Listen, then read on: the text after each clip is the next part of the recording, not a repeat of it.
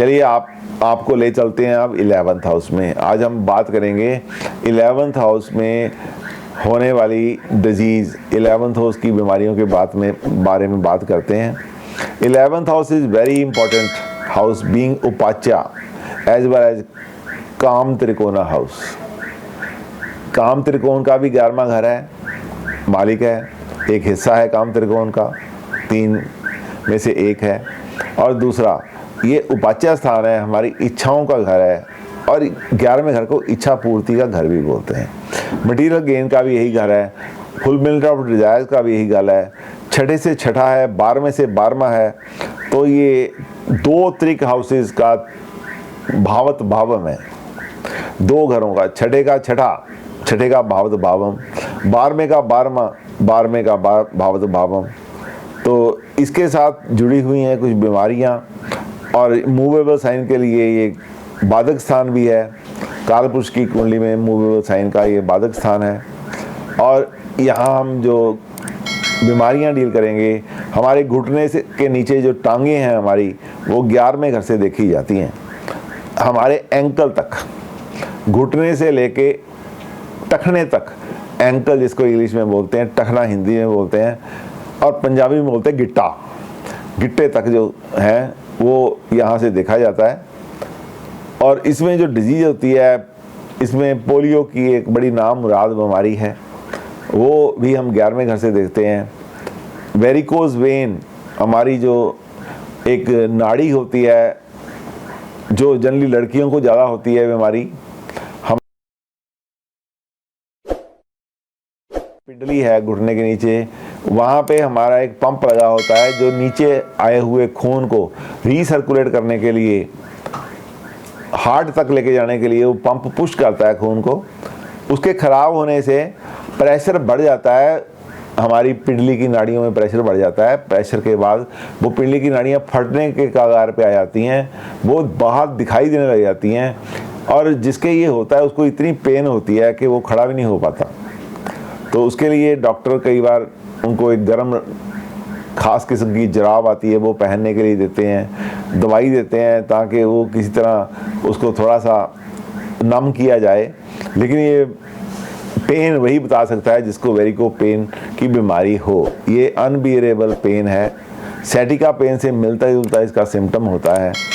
और कई बार ये जो डिजीज़ है वो इंसान को ख़राब करती है बहुत। पोलियो है, उसका भी यही सिम्टम है। पोलियो जो है वो 5 दिन का बच्चा होता है, उससे लेके 35 दिन के बच्चे के दिन बीच बीच में हो जाता है। कई बार अटैक आता है पोलियो को, उसको 5 दिन से 35 दिन के अंदर ठीक नहीं हुआ तो काम खराब हो जाता है। पोलियो कहीं भी हो सकता है, पोलियो का वायरस जो है कहीं भी आ सकता है।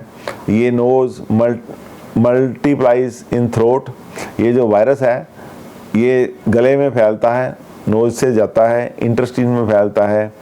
अब कई बार ये ऐसा होता है हमारे लैम्फिक सेक्शन को भी ख़राब करता है।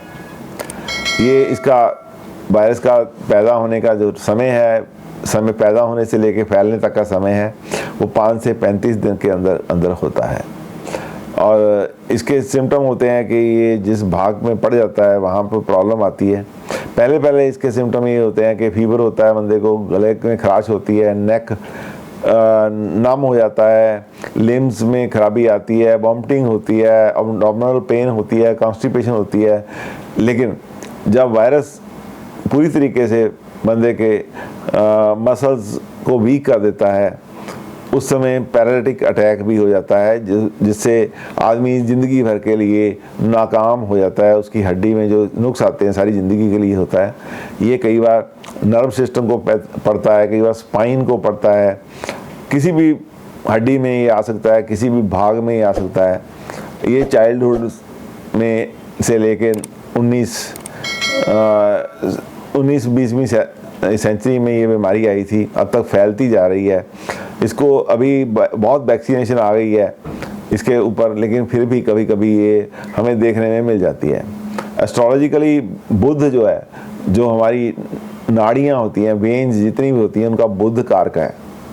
और जब बुध को कोई अफ्लिक्शन होगी, लगन को अफ्लिक्शन होगी, चंद्रमा को अफ्लिक्शन होगी, सूर्य को अफ्लिक्शन होगी, एंड सैटर्न को साथ में कंसिडर करना पड़ेगा फ्रिक्शन देने के लिए।